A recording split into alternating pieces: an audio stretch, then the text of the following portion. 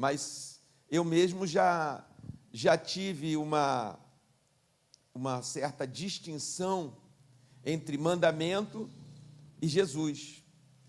E porque isso vem, né, de várias maneiras para nós, na nossa própria cultura evangélica, na forma como nós aprendemos na igreja, como foi nos ensinado. Um dia, olha, lá no Velho Testamento estão os mandamentos de Deus. Você tem que aprender e cumprir estes mandamentos. Mas aí veio Jesus, veio Jesus já quebra essa linha, porque é como se, a partir de Jesus, eu não tenha necessidade mais, assim, foi criada uma novidade, e aí é que mora o perigo, porque o mundo, a cultura, o tempo em que a gente vive, pode até, e faz isso, modificar quem é Jesus para nós, da maneira como nós o conhecemos. Por exemplo, um tempo atrás, Jesus era apresentado, você tem que seguir a Jesus, mas Jesus acabava assim se tornando um tipo de um carrasco, de um juiz. Jesus está de olho em você, Jesus está te vendo, hein? Cuidado. Então dava até medo seguir aquele Jesus. Eu estive no Brasil, né? Tem uma grande parte da história cristã nos últimos 500 anos, tem aqui no Brasil. E tem cidades, por isso são chamadas cidades históricas. Aqui em São Paulo tem vários, todo lugar tem, mas em Minas Gerais, por exemplo, tem aquelas cidades históricas. E então, indo àquelas igrejas que até então era o único lugar de prática do cristianismo no Brasil, do século XVII, do século XVIII, e né, aquela beleza toda que se chama o barroco, né, aquela arte que é única até no Brasil aqui, que veio da Europa, mas aqui os artistas brasileiros, né, tupiniquins, deram um sabor, um paladar brasileiro naquela arte e tal.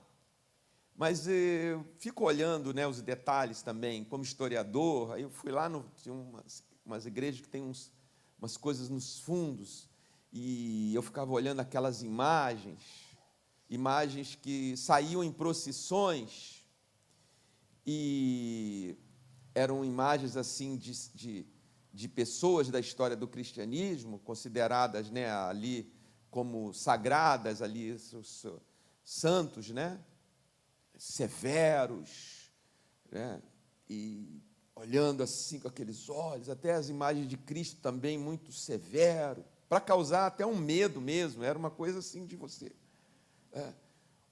E isso entrou para a nossa cultura. Deus, e mesmo quando os evangélicos começaram a falar de Jesus, eles também colocaram, olha, você para seguir Jesus é assim. Se não, né? Só que você não tinha mais uma imagem, mas as palavras eram plantadas na sua cabeça. Só que a cultura mudou. E aí a gente foi para um outro extremo. Hoje tem um Jesus mais liberal. Parece que esse Jesus hoje, ele rejeitou tudo aquilo não sou assim não, agora eu sou muito legal, eu estou contigo, né? Está tudo certo, né? Extremamente liberal esse Jesus da cultura atual. Mas por isso que é importante essa pergunta: o que é conhecer Jesus? Então, os mandamentos, e eu tinha essa dificuldade, né? Eu acho que assim, qual Jesus é o certo? É o Jesus radical ou o Jesus liberal, né?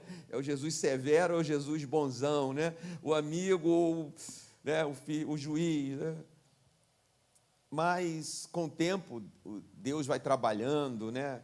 Outros mestres vão falando e o Espírito Santo vai trazendo novidades para nós. Até que ouvindo um pregador, foi até um pregador que eu convidei para falar numa aula inaugural do seminário quando tinha aqui na igreja, uns anos atrás, e aquele pregador, aquele professor, mentor, ele disse: sabe, as palavras de Jesus também são mandamentos.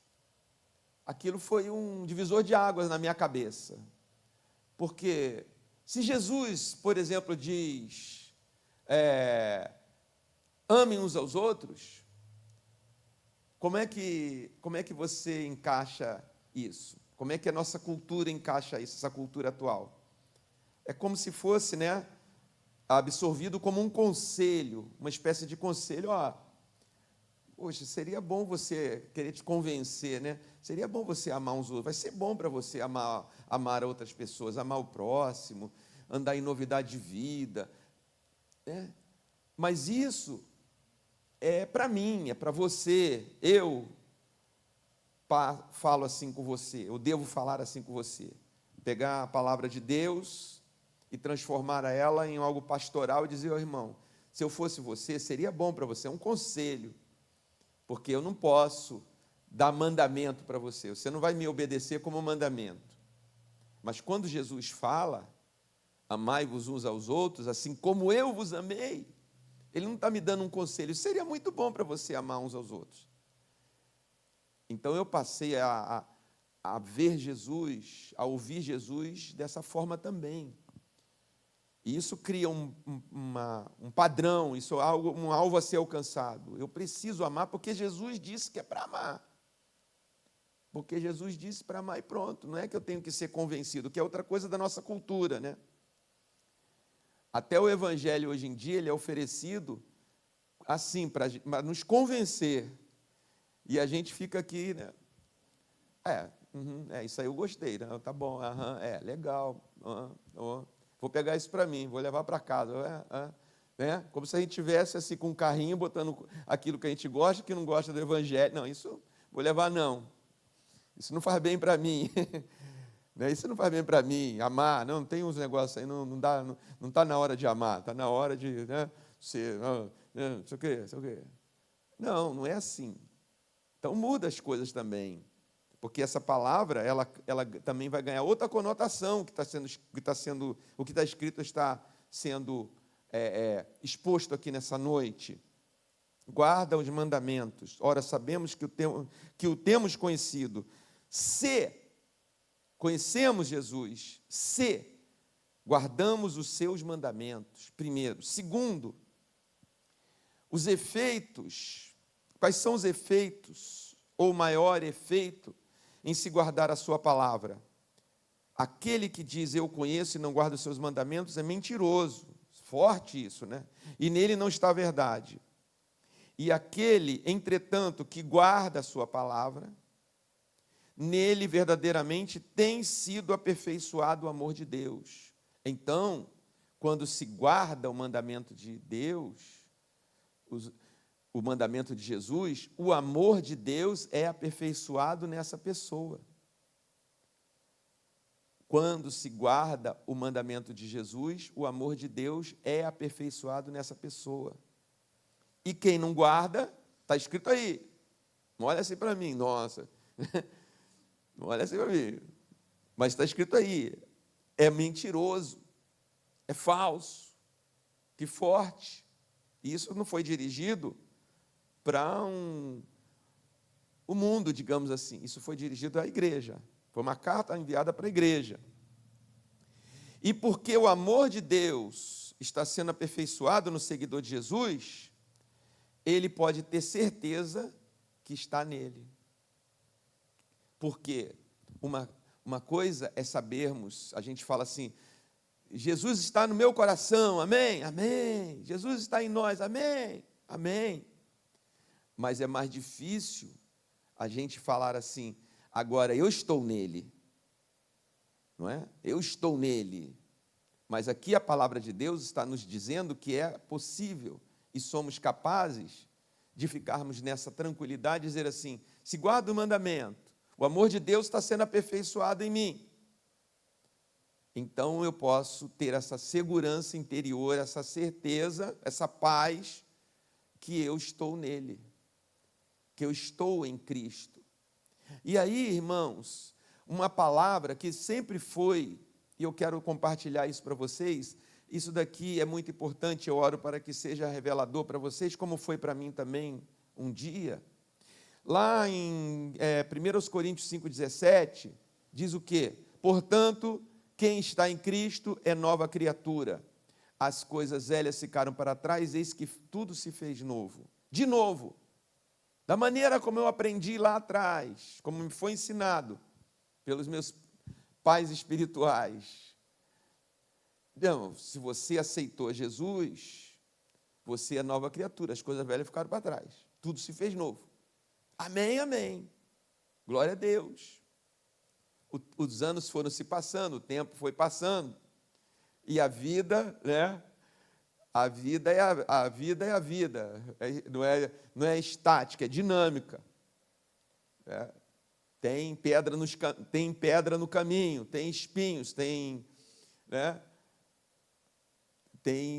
problemas que confrontam, problemas internos que levam a situações internas. Fala assim, mas espera aí, eu sou nova criatura.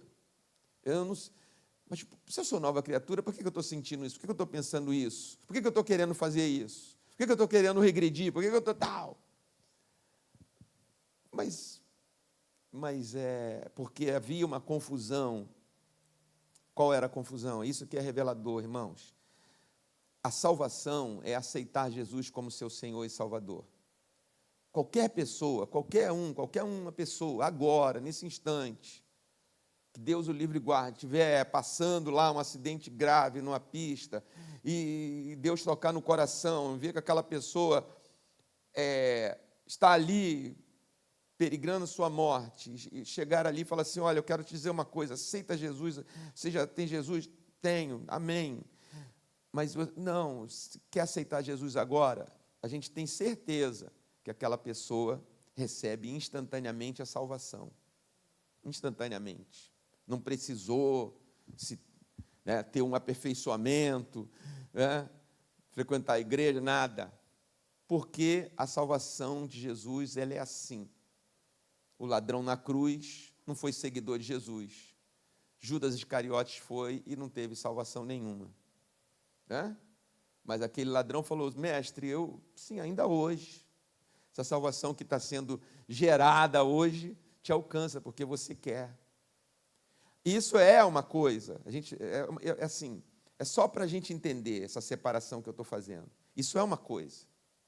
Agora, ser nova criatura é a partir daí.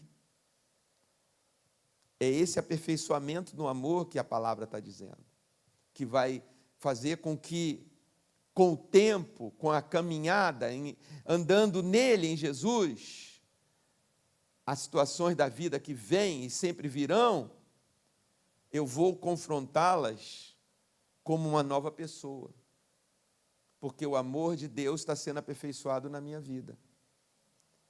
Então aí sim, as coisas velhas ficaram para trás, eis que tudo se fez novo. Já não vivo mais eu. Olha, essa outra afirmação muito poderosa. Já não vivo mais eu, mas Cristo vive em mim. Hein? A gente pode falar isso e deve falar isso. Até ajuda. Eu falar isso. Olha, já não vivo mais eu, mas Cristo vive em mim. Ouviu, Ramon? Ramon, está ouvindo? Vou usar esse negócio aí de neurolinguística, né? Fale para você mesmo ouvir. Não sei se, os coaches aí, Jesus, olha, eu estou morto, eu estou crucificado com Cristo. Então, porque a fé vem pelo ouvir, e ouvir a palavra de Deus. Quando você ouve, mesmo que seja você falando a palavra de Deus, não é neurolinguística agora, isso aqui é fé. Você ouve a palavra de Deus e você crê. Então você começa a crer no que você está ouvindo. Estou crucificado com Cristo. Portanto, não vivo mais eu, mas Cristo vive em mim. Aleluia. Aí vem uma situação na sua vida, de novo, sei lá, não vou dizer na sua, vou colocar uma coisa bem negativa. Uma coisa que você era viciado, que a pessoa era viciada. Aqui, você o objeto lá que controlava, dominava a mente, os sentidos, né, a psique daquela pessoa. Estou crucificado com Cristo, isso não tem mais efeito em mim.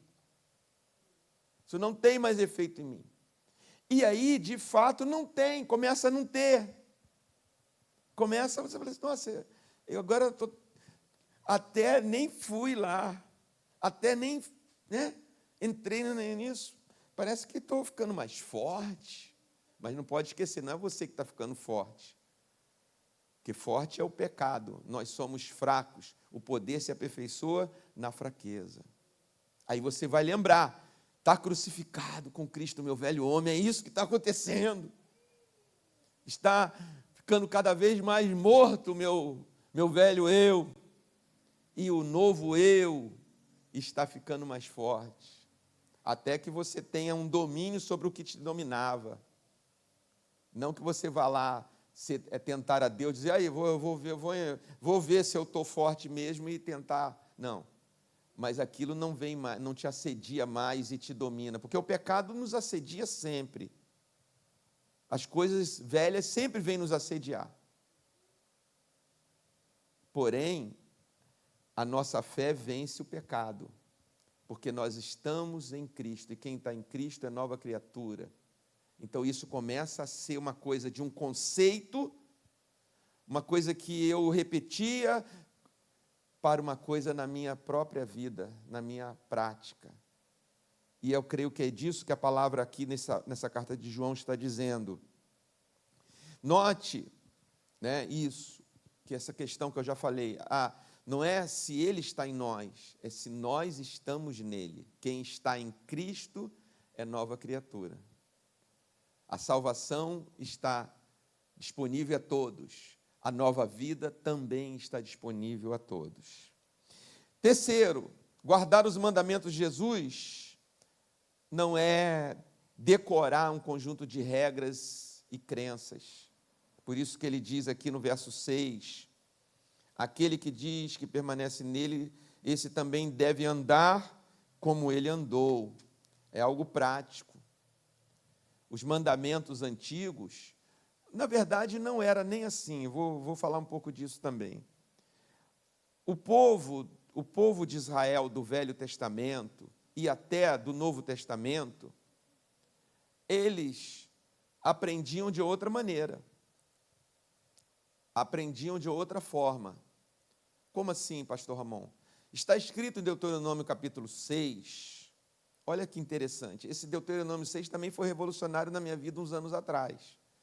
Deuteronômio 6 está dizendo o quê? Estas palavras que hoje, que você ouviu, que você está aprendendo, essas palavras você vai atar, você vai escrevê-las, vai atar na tua testa, no teu braço, você vai falar com os teus filhos à mesa, andando. É aí que está a chave revolucionária. Por quê? Na educação de Israel que Deus deixou, ele não disse assim, você vai mandar essas crianças para o rabino, para o professor, e ele vai ensinar isso para os seus filhos. E você vai trabalhar, você vai estudar, você vai correr atrás para alimentar essas crianças e eles crescerem. Mas o rabino vai cuidar dos seus filhos. Ele está dizendo que a educação era prática. Comendo, andando, essa comida. Eu já falei isso aqui algumas vezes. Até hoje, como fala? A ceia da Páscoa dos judeus, na Páscoa, é extremamente prática. É muito interessante. Porque, primeiro, que é feito em casa. Eles fazem naquela quinta-feira à noite, igual Jesus fez a ceia, eles fazem, só que eles não creem em Jesus, obviamente, mas eles fazem aquela ceia, e aquela ceia tem vários elementos, inclusive um cordeiro. Então, cada coisa ali, cada alimento daquele, começa por aí, os alimentos. Os alimentos são todos feitos ali, é como a gente faz no Natal, a gente faz aquelas comidas, então tem aqueles alimentos. Só que cada alimento, aí, é para o pai dizer assim, olha, agora nós vamos comer essa erva aqui. Aí eles comem. E uma criança deve perguntar, a criança já deve perguntar, né? Por que estamos comendo essa erva? Porque o pai vai dizer, não é o pastor, não é o professor da escola dominical, nem o teólogo de plantão para ir na tua casa. O pai vai dizer assim, porque nós sofremos amargura no Egito. E a criança está comendo. E a gente sabe hoje do poder que isso tem de guardar as memórias.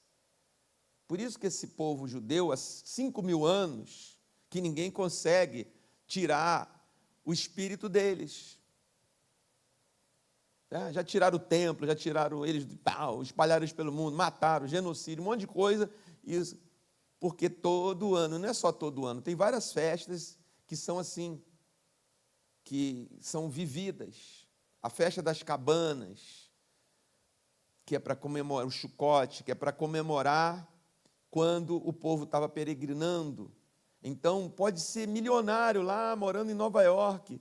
Eles fazem uma cabaninha lá no terraço da casa, do apartamento, e as crianças, os velhos, vai todo mundo dormir em cabana para dizer, nós somos peregrinos nesse mundo. Não é uma professora ali, entenderam? Nós somos peregrinos, todo ano faz isso. E a pessoa já, vovô fez isso comigo, eu já sou vovô e estou fazendo com meus netos. Então, isso tem um poder. Agora, no Novo, Jesus também ensinava assim, Jesus seguiu essa tradição de ensinar assim. Ele andava com os seus discípulos, ele comia com eles. Eles experimentaram o peixe que ele multiplicou, o pão que ele multiplicou. Ele andou sobre a água, sentiu o vento na pele, ele ensinando e vivendo. Eles expulsaram demônios. Eles estavam ali ajudando Jesus e tal, o tempo todo. Não era uma educação, como a gente chama, cognitiva, encher a mente de informação, de conhecimento e tentar praticar. Que é assim a nossa educação. Eu, quando adolescente, vamos dizer assim, tive uma crise existencial no primeiro ano. Aí eu lembro que numa aula de física eu levantei a mão, né? Aula de física, e eu queria saber como é que é essa questão da luz, como é que é a luz. Aquilo começou a me dar um interesse, só que a aula era assim, a luz tem uma velocidade X, aí você tem que fazer uma equação Y, e aquilo eu falei assim, mas na minha cabeça ali, olhando aquilo, tá, mas aonde foi a luz? Onde foi aquela luz da minha cabeça? Aí eu levantei a mão, professor, aí, né, assim, de uma maneira deselegante, digamos assim, que eu não tinha acesso a... Eu não estou vendo sentido nisso, eu não sei para que a gente está estudando isso, professor. Ainda bem que o professor foi muito legal e falou, eu entendo o que você está dizendo e tal, mas é assim que tem que ensinar, é assim. Então você aprende um monte de fórmula, um monte de conceito, e você fala, o que eu vou fazer agora? É aquela velha história, né? Mesmo até eu lembro quando a gente estava no seminário, teve uma outra coisa assim que mexeu na minha cabeça, foi isso. Os pastores formados, mais velhos, quando vinham ao seminário, diziam assim, isso que vocês estão aprendendo aí, esse monte de matéria, 4 anos estudando, quando vocês forem pastores, vocês vão ver que é tudo... Vocês vão botar isso, igual tem uma caixa lá com tudo isso guardado. Eu falei, nossa, como assim? Eu quero aprender teologia para a vida, para a prática. Né? Como é que Jesus encarnou e tal?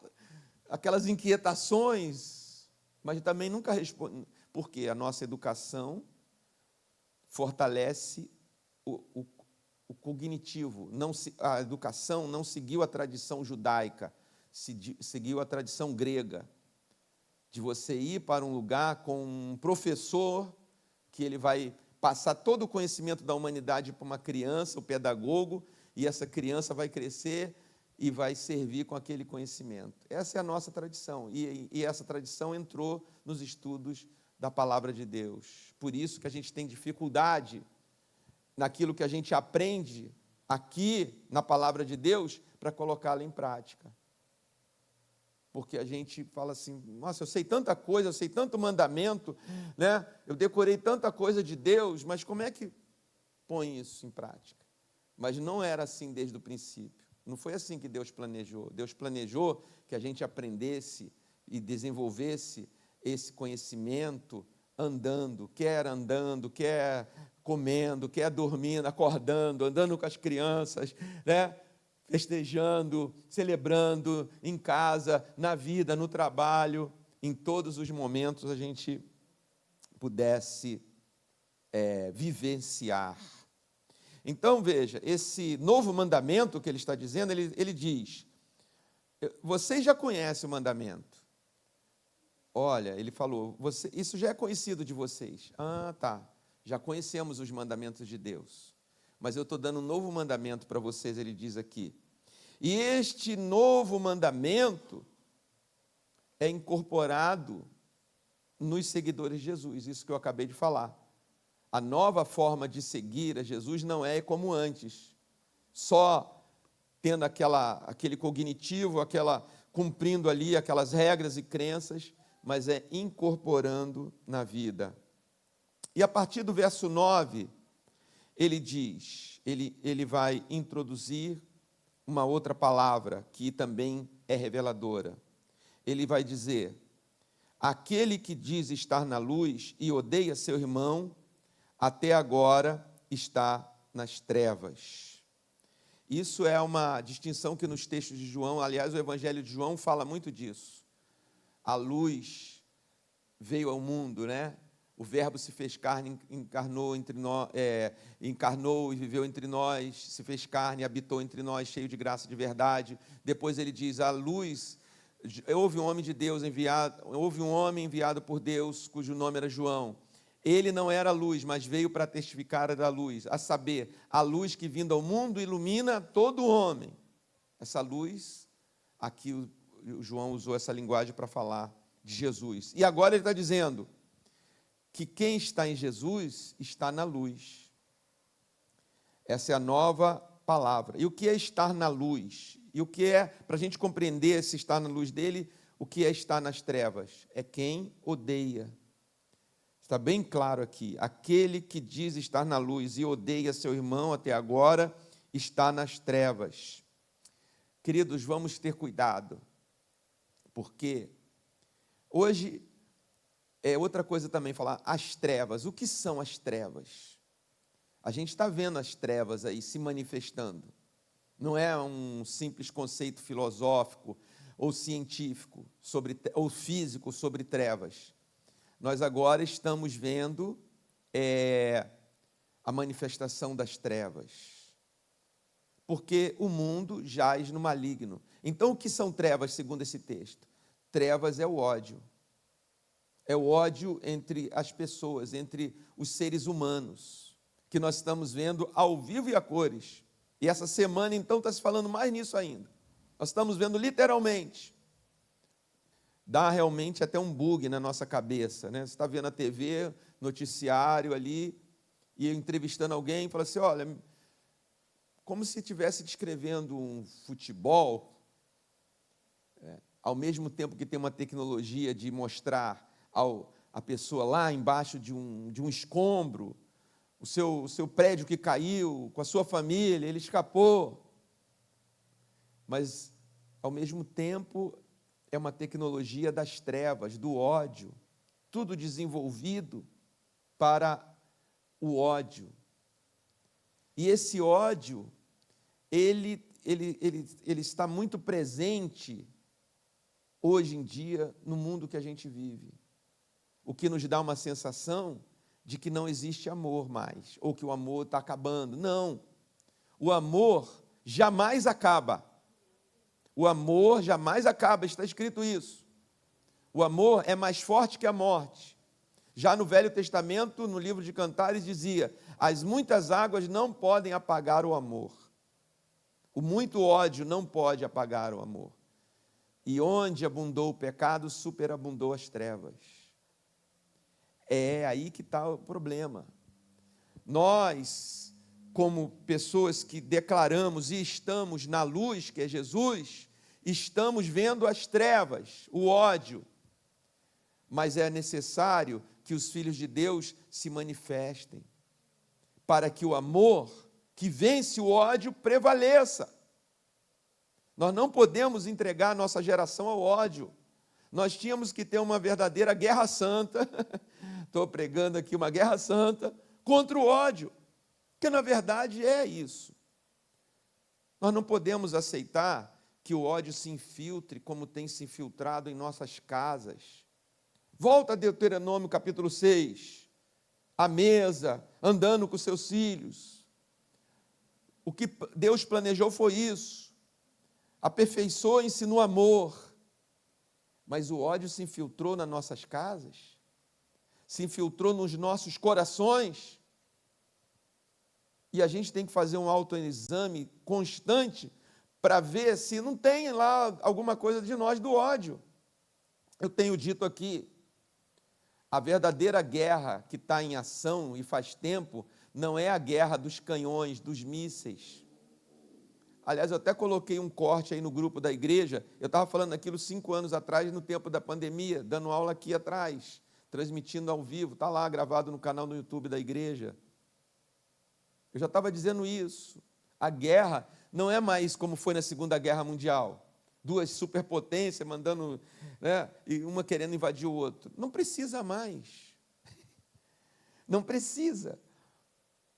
Por que vai tentar entrar numa cidade, por exemplo, num país, dominar a população, exterminar, jogar bomba, para depois reconstruir, se pode dominar a mente deles? Se pode fazer com que eles se odeiem, que eles não tenham autoconfiança em si mesmo, na sua economia, né, no seu governo, na sua liderança, não tenham referência, nos seus pais, nas suas escolas, nas suas igrejas. Isso é o ódio, isso é as trevas. Você não pode segurar as trevas. Alguém pode chegar ali fora agora, apaga todas as luzes da cidade, as luzes aqui de dentro, vamos ficar nas trevas, né, na escuridão física, falando. Alguém pode pegar e controlar isso? Não. Mas se alguém pegar ali uma velinha dessas, uma velinha de centavos e acender, vai haver um foco de luz ao seu redor. Porque, mesmo nas trevas físicas, Deus deixou assim. A primeira coisa que Deus fez, quando ele criou essa terra como um paraíso que foi perdido, haja luz. E Deus é luz. E quem está em Cristo está na luz. Nós somos, Jesus disse, vocês são o sal da terra e vocês são a luz do mundo. Nós temos um poder em nós, não nosso, não que eu sou o poder. Eu tenho esse poder, mas está em nós a presença de Deus para dissipar as trevas, ou seja, para dissipar o ódio, para enfraquecer o ódio. E isso é a missão da igreja, eu creio nisso, nesse tempo em que nós vivemos, enfraquecer o ódio. Nós não podemos entregar o mundo em que a gente vive às trevas. Nós não podemos entregá-lo ao ódio. É nossa missão, mas pastor, está escrito que isso já é o Apocalipse, que vai acabar tudo, e vai acabar tudo. Mas também está escrito que a gente deve anunciar Jesus para iluminar a vida de alguém na nossa geração. E essa pessoa ter a oportunidade. Eu gosto de filmes de guerra, eu sou um estudioso, principalmente da Segunda Guerra Mundial. Então, eu estava vendo outro dia um documentário, na verdade uma ficção, mas baseado em fatos verídicos, daqueles primeiros paraquedistas norte-americanos que, em 6 de junho de 1944, antes mesmo do desembarque na França, para tomar a Europa de volta da mão dos nazistas, eles saltaram de paraquedas no meio do ninho de vespa lá dos nazistas, dos soldados alemães nazistas, fortemente armados para defender, para impedir a entrada dos aliados. Muitos morreram, não só no dia, mas na caminhada até Berlim, até chegar lá e conseguir acabar com o nazismo na Europa, que mudou a história, ou a história seria mudada se os aliados perdessem. Mas eu estava vendo que aquele batalhão de paraquedistas tinha um capelão, E no meio daquele fogo cruzado de metralhadoras e homens morrendo ou feridos, aquele capelão, assim, as balas voando por cima da cabeça dele e ele falando, aceita Jesus, fazendo uma última oração. Porque é assim que nós fomos enviados ao mundo, para que as trevas não vençam na nossa geração. E é por isso que é importante guardar o que Jesus disse. Porque quem guarda o mandamento, o amor de Deus está sendo aperfeiçoado nele. E se ele está em Cristo, ele ama. E o amor vence as trevas. Então, queridos, vamos ter cuidado com o ódio, mas também vamos militar contra o ódio. Através da nossa vida, desenvolver o amor de Cristo em nós. Eu quero te fazer uma pergunta agora. Você, diante desse mundo ameaçador, para você, para a sua geração, para a sua família, a gente nunca sabe, né? A gente vive nisso. A gente ora, quem tem filhos, ou a nossa família, sai um, está chegando, não chegou, somente quem é pai aqui, o que passa pela cabeça? Né? O que passa pela cabeça? Senhor, leva eles, né? Guarda eles. A gente fica ali preocupado, só dorme quando chega, né? Só descansa quando está todo mundo em casa, as portas trancadas, janela trancada. Você ainda vai lá, eu mesmo vou lá e verifico. Né? Ontem o último a chegar foi o Natan, que estava aqui na igreja. Será que ele fechou a porta? Aí fui lá ver a porta, né? A gente fica preocupado, fica aliviado, aí, graças a Deus que voltou, não aconteceu nada. Então a gente sabe muito bem das ameaças desse mundo. E existem essas ameaças que eu já falei, que não são físicas, mas também fazem parte do arsenal das trevas, de acabar com a nossa família, acabar com a gente mesmo, nos impedir de caminhar, de trazer o reino de Deus. Porque, irmãos, cada vez que a gente se anula, que a gente se aquieta na vida espiritual, nesse aperfeiçoamento do amor de Deus, mais as trevas vão ganhando espaço. Mais as trevas vão ganhando espaço, e a gente tem que se levantar contra isso. É uma verdadeira, aí sim eu estou pregando uma guerra, é uma verdadeira guerra. A gente tem que se levantar e dar um basta. Porque maior, aí sim, maior é o que está em nós do que o que está no mundo. Mas não. Por isso, voltando aqui, 2000 anos de história do cristianismo, e com todas as vezes falhas, erros, que somos humanos, a história tem na história da igreja, mas chegamos até aqui, os seguidores de Jesus chegaram até aqui. Onde estão os maiores destruidores da humanidade? Pereceram. Onde estão os Césares? Onde está Nero, que se divertia mandando matar cristãos em Roma? Onde está o general Tito, que mandou matar? Onde está o Marco Aurélio, que proibiu o cristianismo? Onde estão Adolf Hitler? Onde está Joseph Stalin? Onde estão Mao Tse-tung? Pereceram, passaram. Aqueles que disseram, vamos acabar com esta fé. Mas, no entanto, nós estamos nessa igreja aqui hoje, falando do Senhor Jesus.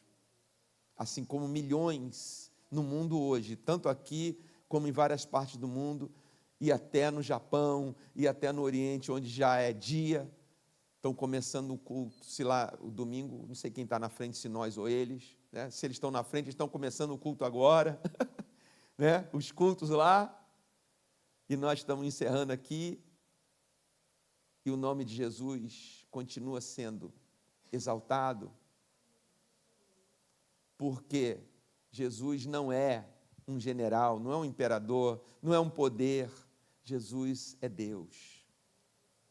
E quem está nele é nova criatura, as coisas velhas passaram, tudo se fez novo. Então, guardar o mandamento de Jesus na prática é amar. Voltando, qual foi a pergunta inicial? O que é conhecer Jesus? Como sabemos se o estamos conhecendo? O que é conhecer Jesus? Guardar seu mandamento, ter o amor de Deus aperfeiçoado nele e, finalmente, e mais importante, amar. Amar, guardar o mandamento de Jesus na prática é amar. E amar, queridos, não é um sentimento. A gente também tem a cultura nos ensinou que amor é um sentimento. Eu não amo ninguém. A gente fala, porque a gente pensa, eu não sinto isso, eu não sinto amor, eu não estou amando. Eu estou perdendo o amor pela minha família, eu estou perdendo o amor pela minha esposa, eu estou perdendo o amor pelo meu esposo, eu estou perdendo amor por Deus, eu não estou conseguindo mais amar a Deus. Porque a gente baseia esse amor no conceito filosófico ou cultural de que amor é algo que eu sinto por alguém. Se houve algum problema, algum motivo, aquela pessoa me fez algum mal, sei lá, algo que me fez me sentir mal, eu paro de amar, não estou mais sentindo nada, não consigo amar mais. Não consigo amar meu pai, porque ele me tratou mal, não consigo amar minha mãe, que ela me rejeitou, não consigo amar a mim mesmo, porque fui rejeitado. Esse amor bíblico não é, o amor de Jesus não é um amor sentimental, esse é o amor grego, que é um sentimento, que pode estar grande ou pequeno ou nem existir. O amor de Cristo é o amor de Cristo, é o infinito amor de Deus, que nos preenche em todo o tempo, que Paulo consegue descrever em 1 Coríntios capítulo 13, jamais acaba, que eu já citei, tudo espera, tudo sofre, tudo crê, tudo sofre. Então veja, quem ama Jesus, quem guarda os mandamentos de Jesus, na prática é o que ama. Ama a Jesus e ama o seu próximo.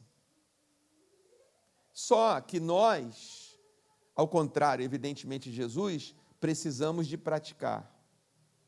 A gente precisa aprender a praticar esse amor de Jesus. Porque o ódio a gente não precisa aprender, ele já vem de fábrica. E depois, na nossa cultura, como eu já disse, é só viver. Eu sempre lembro de uma historinha, aos 5 anos de idade, estava numa escolinha de alfabetização do bairro, não fui alfabetizado em escola, fui batizado pelas tias que tinham no bairro. Minha mãe pagava lá e tinha uma turminha. E um dia, ela botava, aquela merendeira, e tinha uma pastinha, e botou banana de merenda.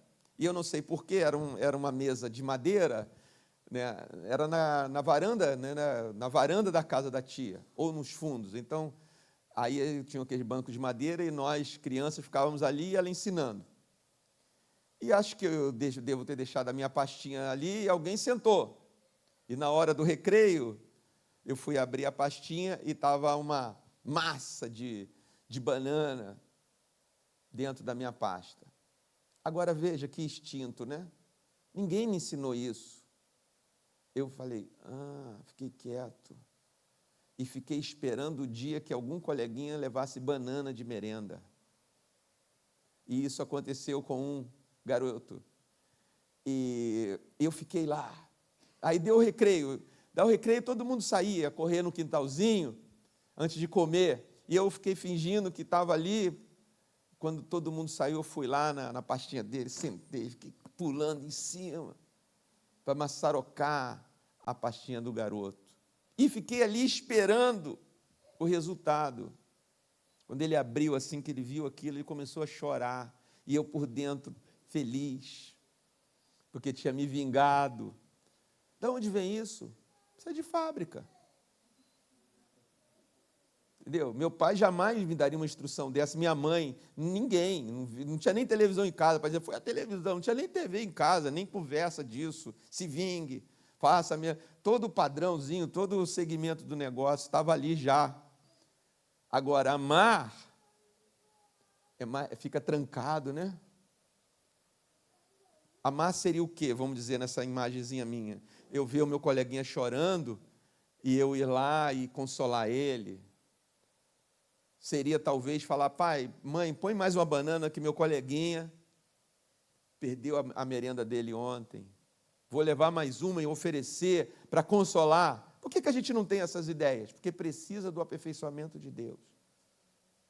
Precisa do amor de Jesus para suplantar aquilo que a fábrica humana deixou. Por isso que precisa ser pensado. Eu vou fazer. Eu vou amar mais essa casa, eu vou amar mais essa esposa, eu vou amar mais esse marido, eu vou amar mais essa criança, eu vou amar mais esse pai. Eu não estou conseguindo amar meu pai, perdoa. Aqui na igreja, nós já tivemos cursos para a família, e graças a Deus nós estamos trabalhando aí, eu e a pastora, para recolocar esses cursos na igreja, Casados para Sempre, Homem ao Máximo e Mulher Única, esses cursos que nos ensinam isso. Mas nós tivemos um curso chamado Veredas Antigas, que era um seminário de final de semana, e ali tiveram casos e casos de redenção, assim, né, instantânea, porque é uma coisa que é feita, não é uma pregação, não é uma ministração de alguém profetizando, ou pastor falando e tal. A pessoa, você assiste um vídeo, tem um ambiente ali de oração, de quebrantamento, de você ouvir Deus ministrar no seu coração, você vai para o pequeno grupo, aí lá no pequeno grupo, o facilitador, que é treinado para isso, né, ele faz uma pergunta. Deus falou com alguém sobre isso que a gente acabou de ver? Aí fica aquele silêncio. Eu lembro que a primeira vez que eu fiz, foi em 2001, fui fazer, eu e a pastora Priscila, lá em Piracicaba, numa igreja lá. O nosso amigo falou, faz esse curso, tal, faz esse... Eu fui, mas eu fui até com preconceito. Chegou lá, ainda era aquela televisão grandona, aquelas de tubo, né? O pastor tinha colocado lá, falei, Priscila, eu vou ficar aqui vendo vídeo, vamos embora, né? Isso não vai funcionar, não. Como que a gente é arrogante, né? Não, vamos ficar, tal. Já tinha pago, já estava ali, de viajado. Aí começa, aí um vídeo, um grupo pequeno, um vídeo, um grupo pequeno, e todo mundo foi falando. E tinha um senhor, um homem, um irmão, que ele chegava todo problema de coluna, ele falou, posso ficar? Sentou. Ele foi o último a falar no domingo de manhã, 5 minutos, sei lá, 10 minutos antes de terminar. Daí Deus falou com alguém, aquela mãozinha levantou. E ele começou a colocar aquela dor para fora, os seus ressentimentos com parentes, com família. E você via que aquilo estava... Por que o corpo dele estava daquele jeito? A dor não era na alma, mas vinha para o físico, e ele gritava de dor, ele dizia, dói, dói. O que as pessoas fazem, dói. E aí a ficha caiu. Falei, isso é de Deus. Isso é libertação. A dor da alma foi para o corpo dele, como os psicólogos chamam, psicossomatizou, saiu da psique e foi para o corpo. Aquelas feridas. E ele foi curado ali, naquele dia. Isso, aí eu trouxe, quando eu vim para cá, isso foi em 2001, 2002, cheguei aqui e fiz o contato com a UDF, tivemos algumas coisas assim, de filho perdoar pai, porque trazia aquela dor na alma, e a sua vida, depois daquilo, tomar outro rumo. Porque, irmãos, nós aprendemos com Jesus a amar e não a odiar. E a gente tem que, infelizmente, não dá para fazer todo final de semana um curso desse, mas a gente pode todo dia fazer um exercício, que eu quero deixar aqui para vocês, para nós, fazemos como dever de casa. Como posso amar hoje? Como eu posso amar alguém hoje? E vai começar por quem? Por quem está mais próximo. Porque cá entre nós, né, que ninguém nos ouça, é mais difícil amar quem está próximo de nós, não é? A pastora começou o culto, eu estava ali, eu escutei. Já que estamos em poucos, vamos abraçar, vamos tal, não é?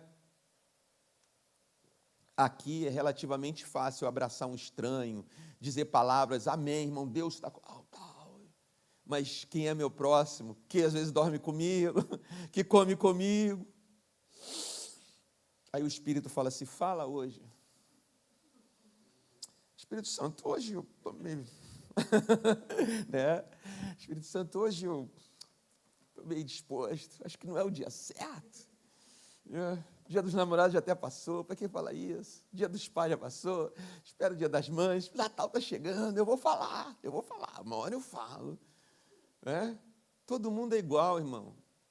Todo mundo somos iguais. A luta é essa. Por isso que precisa guardar o mandamento. O que Jesus falou? É ordem, não é um conselho. Ame. Marido, ame sua esposa. Esposa, ame seu marido. Filhos, obedeça seus pais. Pais, não irritem seus filhos. É uma grande escola a vida. Porque você tem que falar assim, como é que eu vou amar essa pessoa que não está me entendendo, que está fazendo tudo fora do padrão, que me irrita. Por isso que é mais difícil amar quem está próximo a gente. Colega de trabalho, que vai acostumando, a gente vai vendo as manias. Por favor, não joga lixo aqui na minha cesta não, porque... Aí no outro dia, não faz isso não, eu já te pedi. Como é que eu vou sair de casa com o Senhor? Eu quero amar aquela pessoa, eu vou levar o lanche que ele gosta. Eu vou negar a mim mesmo, eu vou falar, eu sei que você gosta desse lanche, e a minha ceja está aí, se você quiser você joga, tá? O resto aí vai ficar cheirando o dia inteiro, me dá até não gosto desse cheiro, daquele chips, aquele amarelo, quando abre assim, o prédio todo incensa. Então, seu colega de trabalho adora aquilo, ainda fica... Você quer concentrar ali no relatório. Você viu ontem? E aí, o Bolsonaro e o Lula? Eu não quero saber. Amar o próximo é muito mais difícil. Aleluia.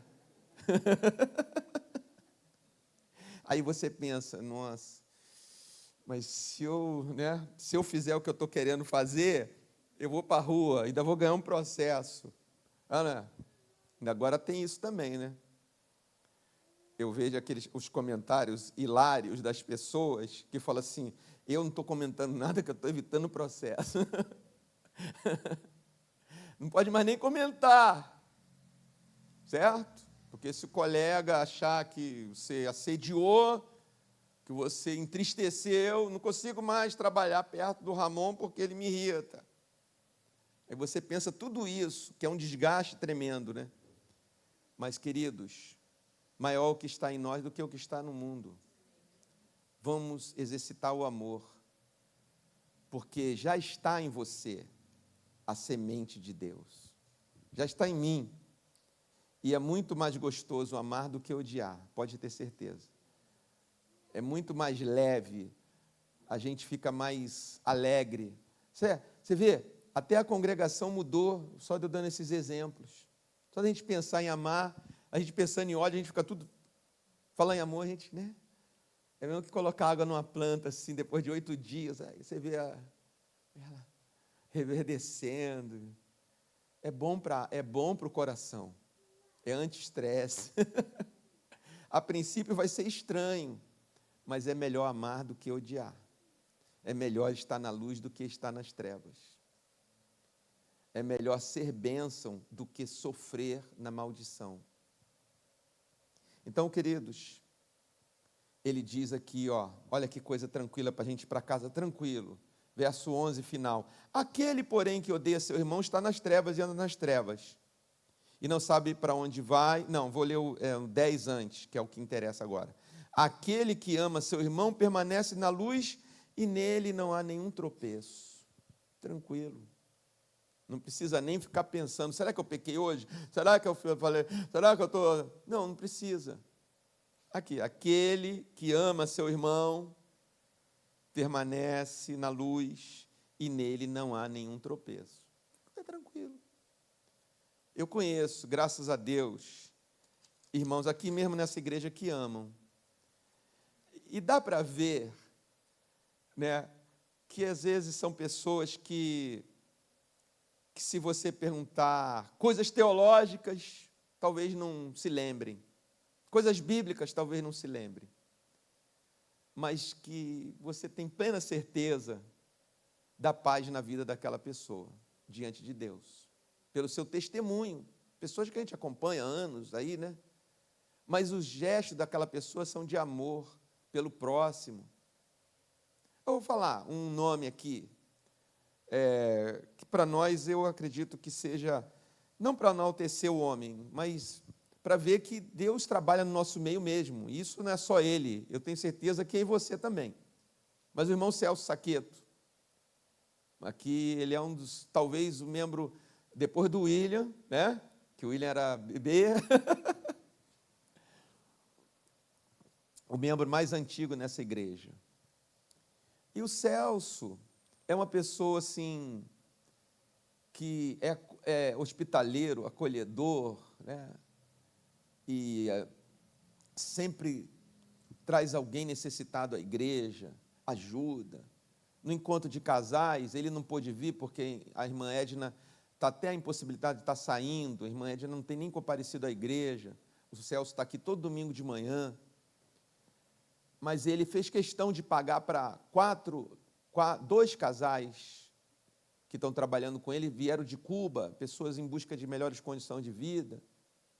Ele já trouxe outros cubanos aqui que eu já batizei, já trouxe haitianos, teve uma época que tinha um monte de haitiano aqui na igreja, o Celso trazia, acolhia, dava emprego, trazia para a igreja. Isso é amar o próximo, sem interesse. Não, porque é meu funcionário, ele... porque... Não, amar para o bem daquela pessoa, para vê-la bem. E uma pessoa assim que não fica falando, né? Não fica querendo um lugar aqui no holofote para dizer alguma coisa. Olha, eu quero dizer que eu vou dizer, vocês têm... Mas passa a vida assim, é disso que eu estou falando. Porque é assim que Jesus quer que a gente seja. A gente desenvolva ações de amor. Repetindo, como é que a gente sabe que conhece Jesus? Como é que a gente tem certeza, essa confiança que está nele? Quem guarda o mandamento. Quem guarda o mandamento, o amor de Deus é aperfeiçoado nele. Quem guarda o mandamento de Jesus não anda nas trevas porque ama. Então o amor é o maior mandamento, cumprir o maior mandamento de Jesus. É cumprir o mandamento ambulantemente, como Celso, sem precisar estar com um outdoor, crente, evangélico, líder não sei de quê, mas trazendo vida, vencendo as trevas, vencendo o ódio. O Celso é um cara que vence o ódio. Pessoa, família, sai de lá, de Cuba, porque perdeu tudo, o Estado não garante mais a vida daquela pessoa, sai pelo meio do mundo, aí chega aqui, esse homem acolhe, com um emprego, com um carinho, vou te buscar em casa, vou te levar para um lugar. Isso é vencer as trevas. Criticar as trevas não vence ela. Batalhar assim, blá, blá, blá, fazer debate, não vence as trevas. Perde para ela. Porque ela tem todos os poderes. Mas amar é como ir ali fora no escuro e acender uma pequena luz. Mas você não tem uma pequena luz, você tem Jesus. E quem tem Jesus, brilha. E eu quero orar com você nessa noite. Eu quero te fazer um convite. Eu te dou apenas uma opção nesse convite, é dizer sim. Eu não vou dar a opção de dizer assim, sim ou não. É só dizer sim. Eu quero guardar o teu mandamento, Jesus. Eu quero que o teu amor seja aperfeiçoado em mim. Eu quero dizer sim. Eu quero te fazer esse convite ao sim. Só tem uma opção, sim. Amém? E nós vamos orar agora. Por gentileza, feche os seus olhos. Senhor Jesus, nessa oração, a Tua palavra veio até nós nessa noite. Estou aqui incluído, não sou alheio a ela. Estou aqui incluído, Jesus, e orando por isso com meus irmãos. A Tua palavra veio para nos mostrar, nos revelar, nos posicionar. E nessa oração, Jesus, eu quero, junto com meus irmãos, dizer sim. Sim ao Senhor quer dizer guardar os teus mandamentos. Guardar cada palavra sua, não como um conselho bom que eu posso querer ou não, ou decidir depois se eu quero ou não.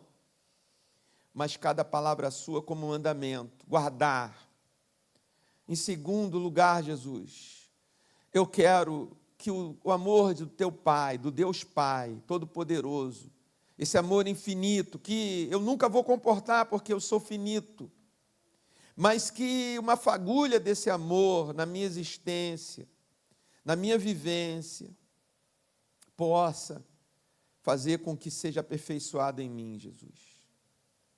Também eu quero amar, que pensamentos de amor, ações de amor, não só pensar, não só planejar, mas através dessa vivência prática, desenvolver ações de amar, como o Senhor me fez, como o Senhor me designou.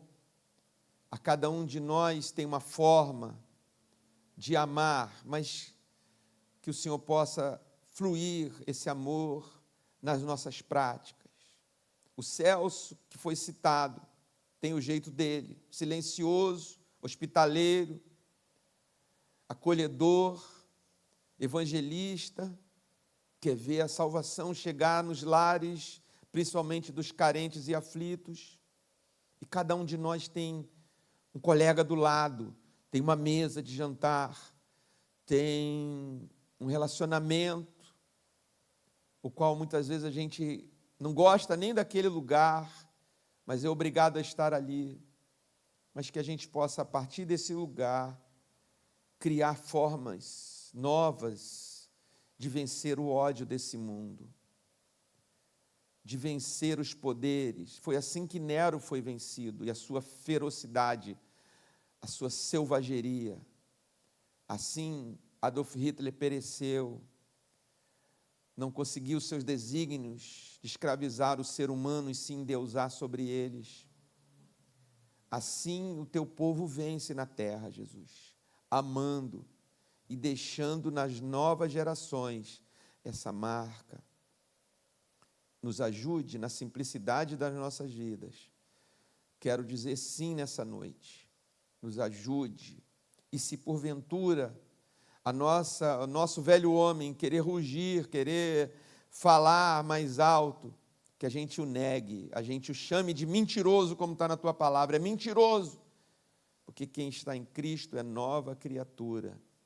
As coisas velhas ficaram para trás. Nos abençoe nessa última quinzena que se iniciou hoje, desse mês de junho.